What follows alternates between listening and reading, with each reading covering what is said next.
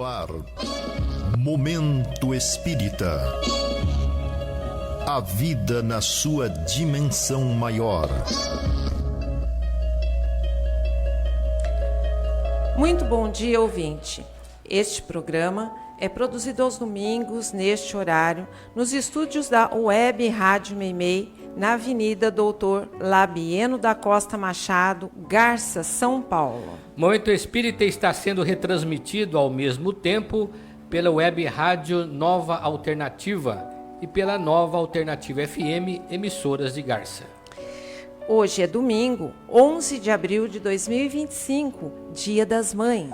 E atenção, saúde, espiritualidade e você, programa que antecede Momento Espírita, também é apresentado pelas rádios Novas Alternativas, Web Rádio e FM.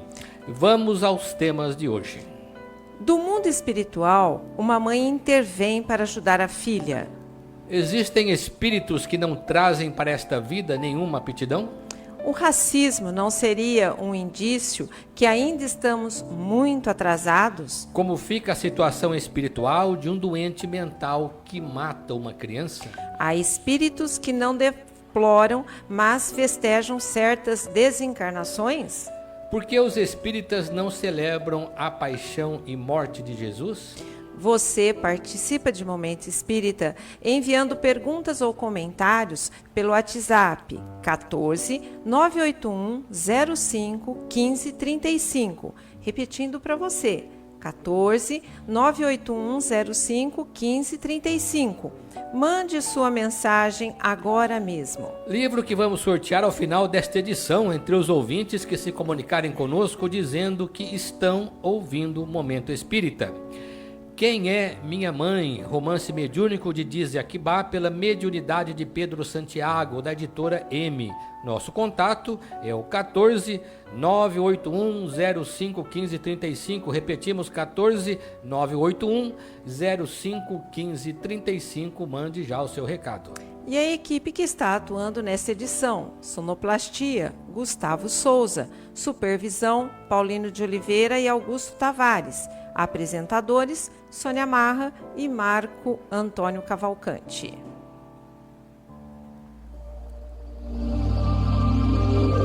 Momento Espírita. Um tempo de paz.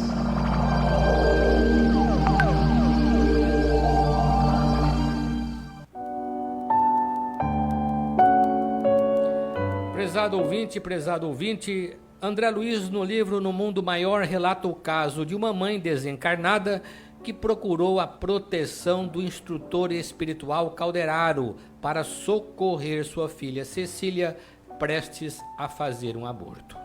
O fato deve ter ocorrido na década de 1940, quando a sociedade brasileira era muito rígida em relação à conduta de jovens da alta sociedade, como era o caso de Cecília, e esse era um dos motivos pelos quais a jovem não aceitava a condição de mãe.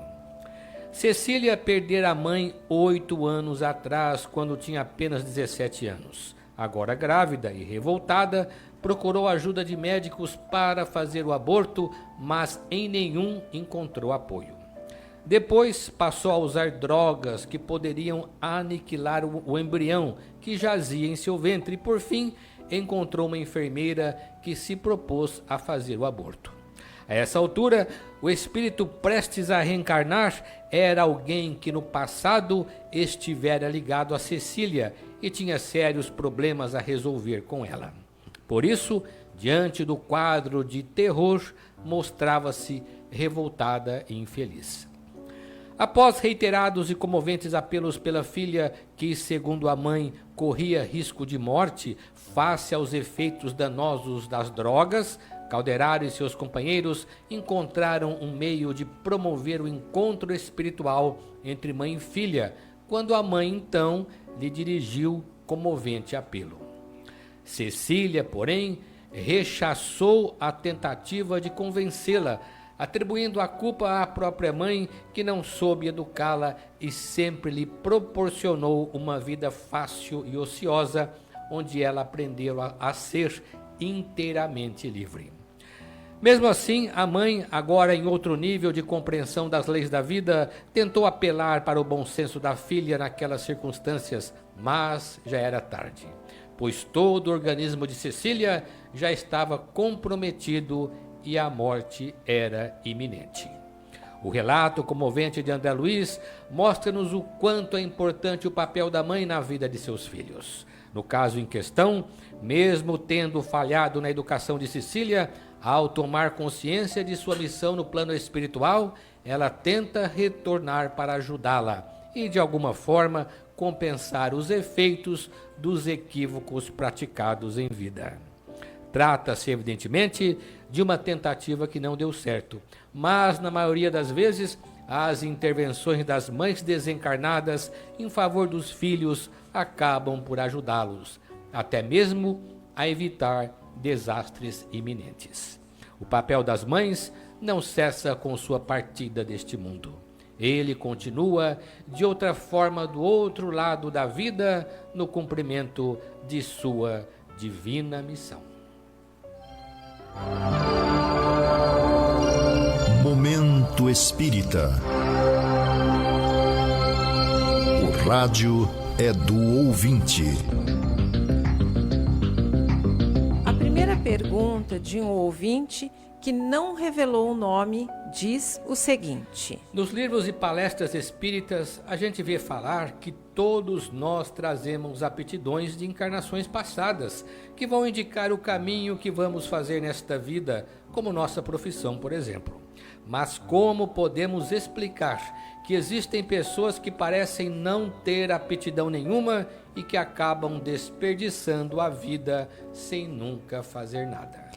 Para o Espiritismo, a educação está na base de tudo, principalmente a educação proporcionada pelos pais, porque o lar, sendo a primeira escola, é de onde vêm as profundas influências sobre nossa personalidade. Daí podemos deduzir o quanto a participação direta da mãe foi importante em nossa formação. No entanto, voltando à questão, podemos afirmar que há espíritos que ainda não se definiram quanto ao que querem fazer na vida. É claro que eles necessitam de mais atenção de nossa parte, mas os pais já podem perceber isso desde a infância, procurando incentivá-los a assumir seu papel. Este é o grande problema. Assumir um papel. Na lei de Deus, não há lugar para a estagnação e muito menos para a ociosidade. Todos estamos submetidos à lei de transformação ou aperfeiçoamento constantes, mas alguns não se deram conta disso. Com os filhos, essa missão de ajudá-los a se encontrar seria o momento mais adequado, mas podemos ajudar também os adultos a retomar seu caminho.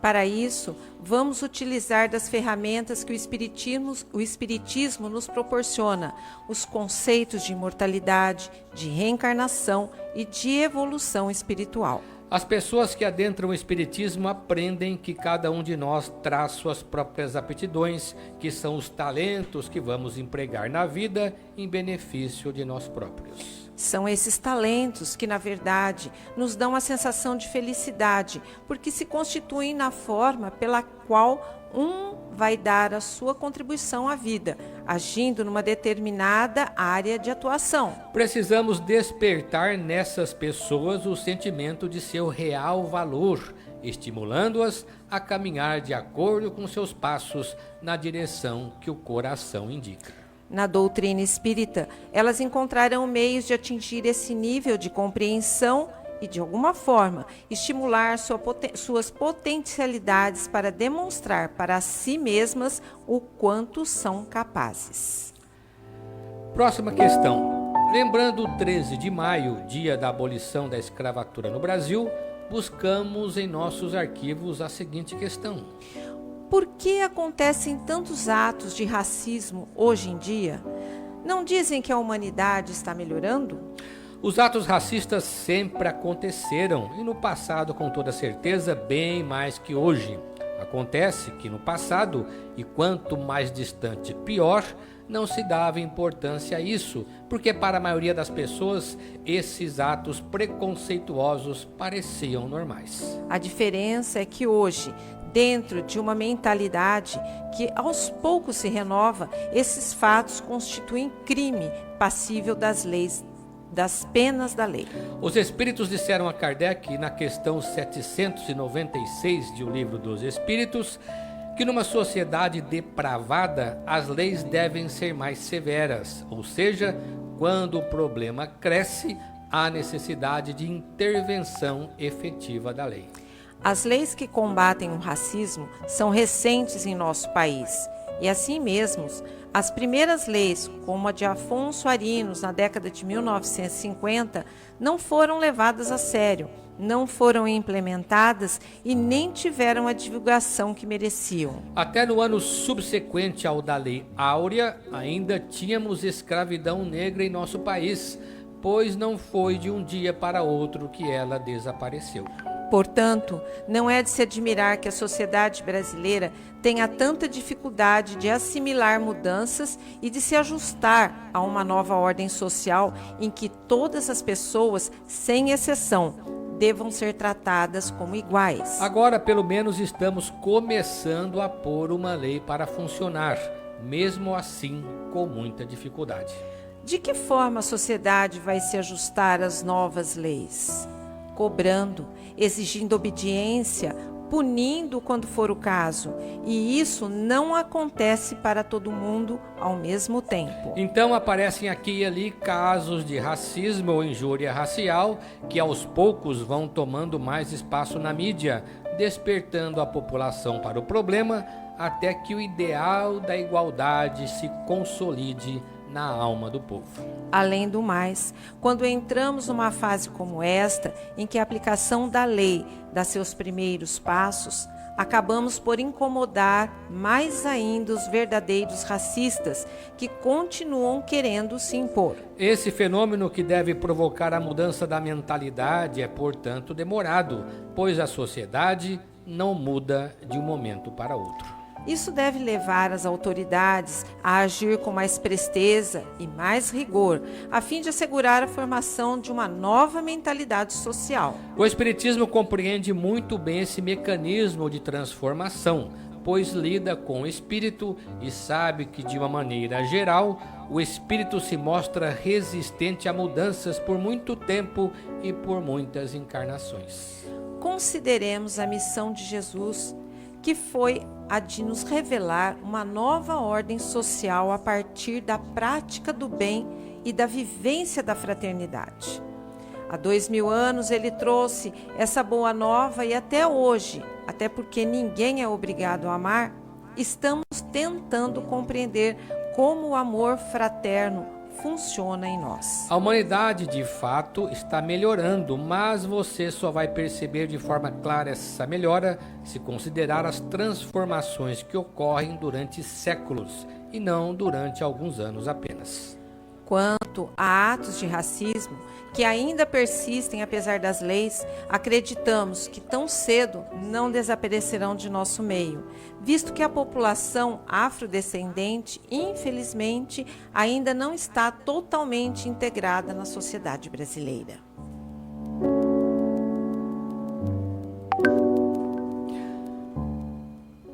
Livro que vamos sortear ao final desta edição entre os ouvintes que se comunicarem conosco dizendo que estão ouvindo o Momento Espírita. Quem é Minha Mãe? Romance mediúnico de Dize Aquibá, pela mediunidade de Pedro Santiago, editora M. E o nosso contato é o DDD 14 981 05 15 35. Mande já o seu recado. Se aquele que mata uma criança de forma cruel é um psicopata que nem vai para a prisão, mas para o manicômio para ser tratado como um doente mental, na verdade ele não vai ter nenhuma pena aqui na Terra. Pergunta: ele vai responder pelo crime no plano espiritual? Embora esse tipo de crime seja chocante por ter sido praticado com requintes de crueldade contra uma criança indefesa, nossa avaliação muda quando soubermos que o assassino é um psicopata. Na verdade, a família dessa criança, particularmente a mãe, no momento da dor cruel, não vê esse particular, mas vê a maldade que a criança sofreu na sua fragilidade, sem ter como se defender. Uma comoção generalizada toma conta da sociedade nesses casos, onde o grito maior é que se faça justiça pela vida de um inocente, já que a vida perdida e o sofrimento decorrente desse assassinato jamais serão resgatados. Nós, seres humanos reencarnados neste planeta, diante de uma situação tão estarrecedora como essa, por mais esclarecidos que sejamos, ainda temos muita dificuldade de entender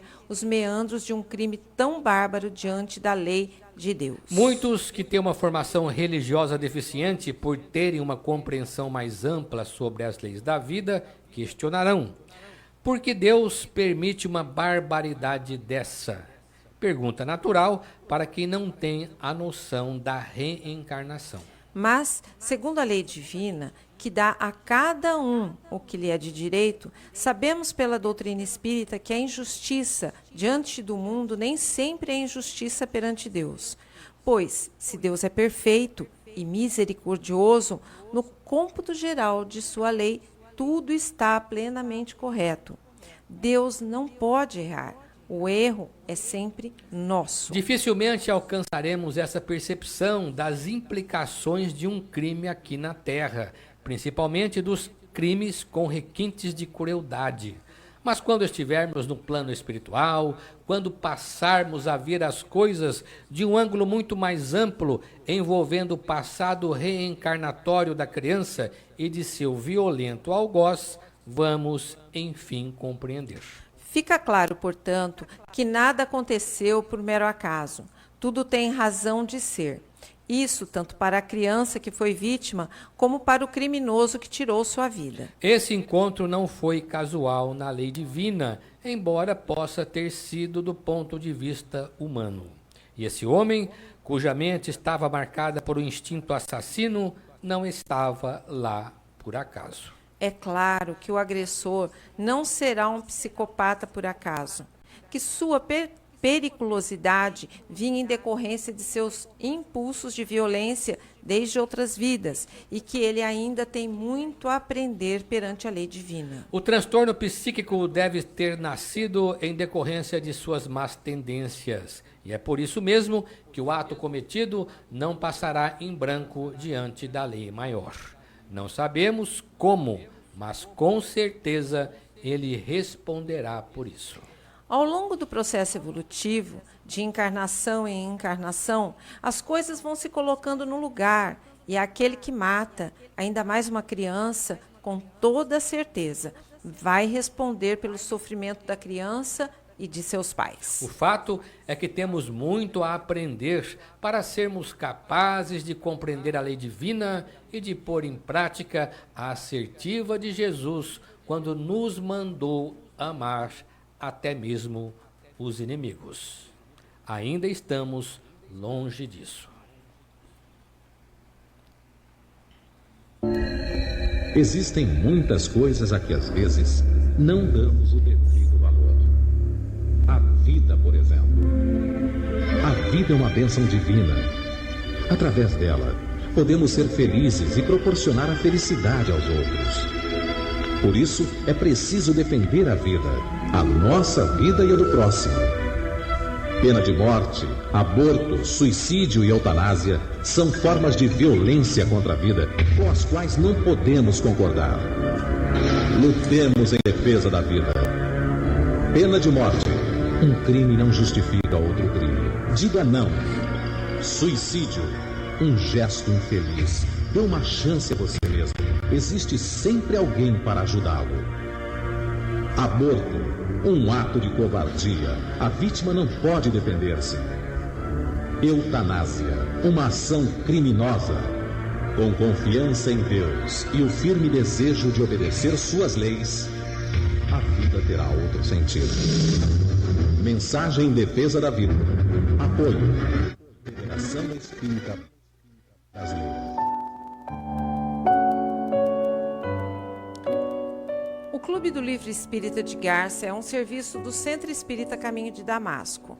Obtendo os livros por preços abaixo da tabela, o clube permite que você os adquira por apenas R$ 27,00. No mês de maio, o Clube do Livro estará entregando aos seus associados mais uma obra espírita recentemente lançada. Para receber o livro, basta você se associar ao clube ligando para a Luciane no celular 14 988 13 0905 ou enviando e-mail para o endereço clubedolivro@caminhodedamasco.org, dando seu nome e endereço de entrega, lembrando que o Clube do Livro só faz entregas na cidade de Garça. As atividades de evangelização infanto-juvenil acontecem normalmente sempre às 9h45 no Lar Meimei. Educar a criança é compromisso inadiável dos pais. O brechó do Lar Meimei continua abrindo ao público toda sexta-feira no Lar Meimei, com entrada pela rua 7 de setembro. Se você entrar no site do Caminho de Damasco, vai obter uma série de informações sobre o centro e sobre o Espiritismo. Você pode entrar nesse site acessando o link www.caminhodedamasco.org. Nele, você vai encontrar todo um material informativo sobre o centro e suas atividades. Clicando no menu, você encontrará, entre outras matérias, as gravações das edições anteriores de Momento Espírita. Encontrará também informações sobre o Clube do Livro, vídeo palestras de temas variados, bem como mensagens espíritas em card e em áudio. Livro que vamos sortear ao final desta edição entre os ouvintes que se comunicarem conosco dizendo que estão ouvindo o programa. Quem é minha mãe? Romance mediúnico de Diziaquibá pela mediunidade de Pedro Santiago, editora M. Nosso contato é 14 981 05 15 35. Mande seu recado. Vocês disseram que quando uma pessoa está muito mal para morrer, os familiares desesperados, os espíritos presentes que sabem que aquela morte será um bem para o moribundo, até festejam aquele momento. Eu pergunto, esses espíritos são bons ou maus? Eles são insensíveis ao sofrimento dos familiares que não querem perder seu ente querido? Não é bem assim. Se por um lado os espíritos presentes sabem que a desencarnação será um bem para o agonizante, eles também avaliam e procuram ajudar a família que sofre a partida. É claro que quanto mais esclarecida for a família quanto ao significado espiritual daquele momento, mais fácil a desencarnação e menos sofrimento para todos. Mesmo assim, quase sempre há algum familiar inconformado que não aceita a realidade da morte e se revolta. Entre os espíritos protetores ali presentes estão os que auxiliam o moribundo no processo de desencarnação e os que procuram acalmar a família. Mas o esforço para acalmar a família pode ou não ter o efeito desejado se alguém se entrega ao desespero de maneira incontrolável. Nós, seres humanos, de modo geral, pouco sabemos sobre a importância desse momento, exceção feita aos que conhecem e vivenciam o Espiritismo. Por isso, a partida de um ente querido, mesmo quando a doença é letal e dela não se pode esperar outra coisa, é sempre vista como uma grande perda. Isso mostra que ainda somos muito materialistas e que nossa fé carece de uma certeza absoluta na imortalidade.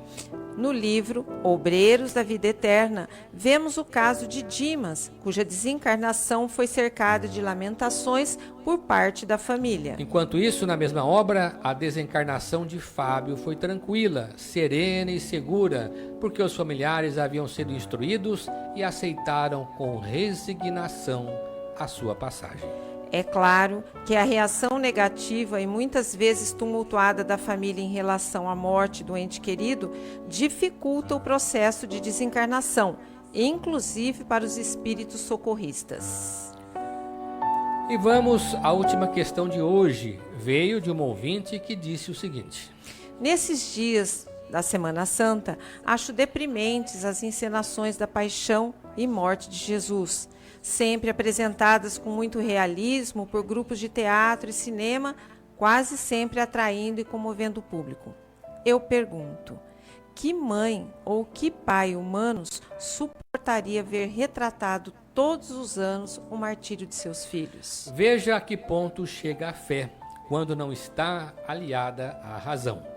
Esse estranho comportamento dos fiéis se deve ao fato de que há séculos a religião estabeleceu como dogma a ideia de que Deus precisou enviar seu Filho Jesus à Terra para salvar o homem da perdição, já que ele, o homem, não podia ele mesmo salvar-se a si próprio. Segundo essa crença, o homem já nasce marcado pelo pecado original, derivado do erro de Adão e Eva.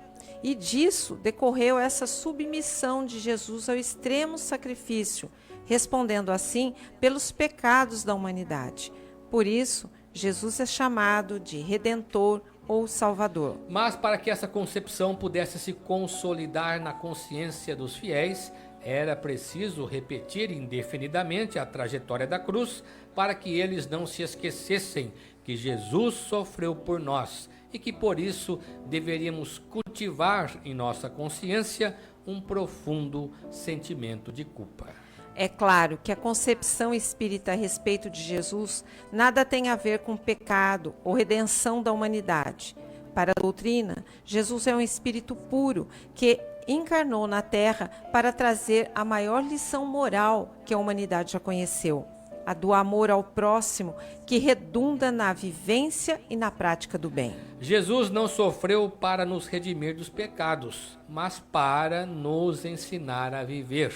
No entanto, sua vida, martírio e morte demonstraram o quanto nós, humanidade, estávamos e ainda estamos atrasados em desenvolvimento espiritual e, por outro lado, o quanto podemos aprender com seu exemplo de vida. Para a doutrina espírita, Jesus foi o maior mestre da história, que viveu o que ensinou, mas que não obrigou ninguém a segui-lo.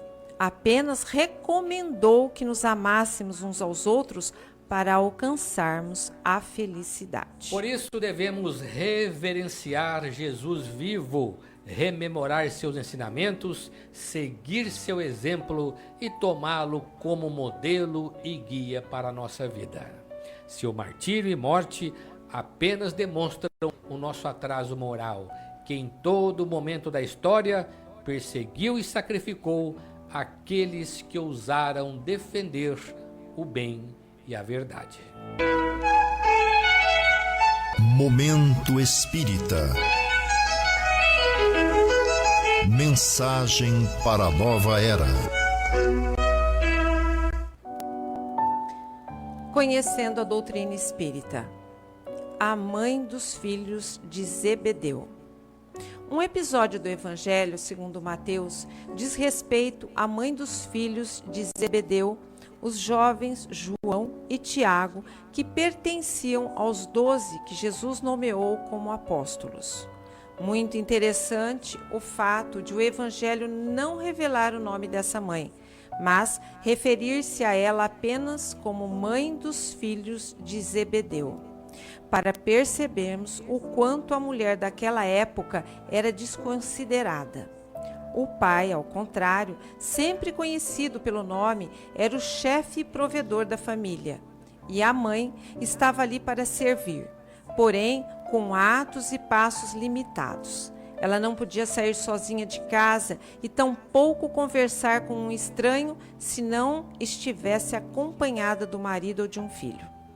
Mas, independente disso, ela era mãe e queria o melhor para seus filhos, razão pela qual, ao saber que Jesus prometia o reino dos céus aos eleitos, foi ela mesma procurar o mestre e lhe pediu que, ao adentrar esse reino, colocasse um de seus filhos à sua direita e o outro à sua esquerda. Na sua ingenuidade, essa mãe imaginava o reino dos céus como um reino da terra, onde o rei, sentado no seu trono, mantém um guardião de cada lado. É claro que Jesus não pôde atendê-la e até tentou explicar o porquê, embora nem assim ela entendesse. De qualquer forma, caros ouvintes, esse episódio demonstra o quanto as mães amam seus filhos e o quanto elas estão dispostas, até mesmo ao sacrifício, para interceder em favor deles. E isso vale para todas as mães, que sempre vão merecer nosso respeito e nossa reverência.